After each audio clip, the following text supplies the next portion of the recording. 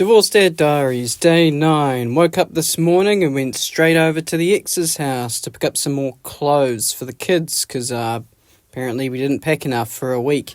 Also made sure to say hi to the cats and one cat and the other cat went and said hi to the kids. And then it was off to get some petrol. Now, usually on Anzac Day, I would take the 2 older ones to the dawn parade and leave the 2 younger ones at home with their mother. But unfortunately, that's not really an option this year, and my youngest one talks, and I just knew it would not be appropriate for a solemn ceremony, so I thought I'll just take him to McDonald's instead, as we would usually go to McDonald's after going to the ceremony. So just skipped the first step, went straight to the second step. Kids were happy. And of course I get to have a coffee that isn't, out of a sachet. And then it was back home to do some chores and to do up my budget for the month.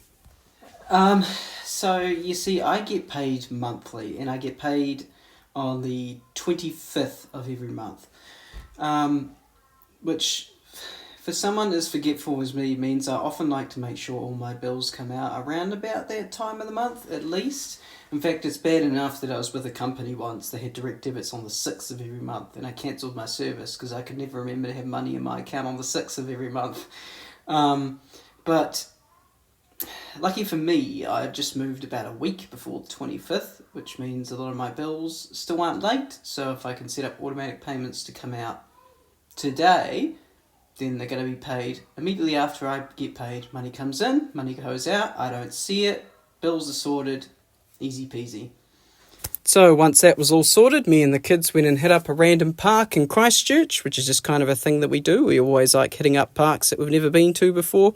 But my primary target in Christchurch was Briscoe's. I arrived just before 1 p.m. and there was already a line forming. Dyson vacuums. They usually go for about $600 to $800. I've even seen them as high as $1,000. But the warehouse currently has Dyson V8 on special for $399. The problem is that they are out of stock online and out of stock at every warehouse at Canterbury, according to the website anyway. However, that's where Briscoe's comes into play.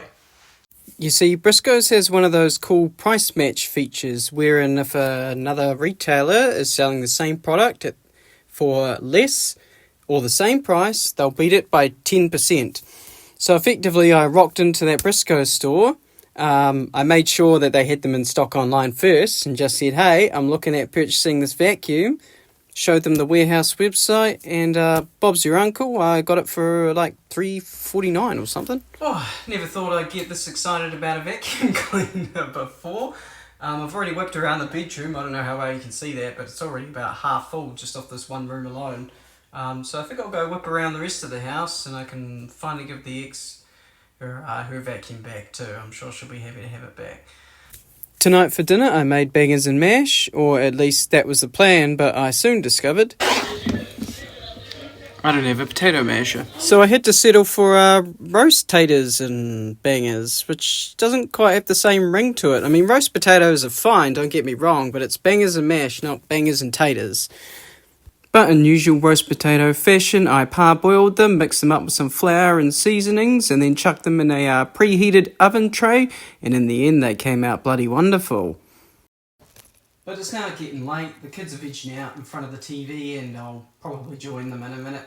I got a few comments yesterday suggesting I get like a pet, like a fur baby, dog, cat. Honestly, I love cats. In fact, I probably spend like 50% of my social media time a day just like on Reddit and looking at cat videos and pictures. But the issue is that I'm renting this place and I only have it until December, and I don't know what the market's going to be like in December. Either way, I just don't want to risk it.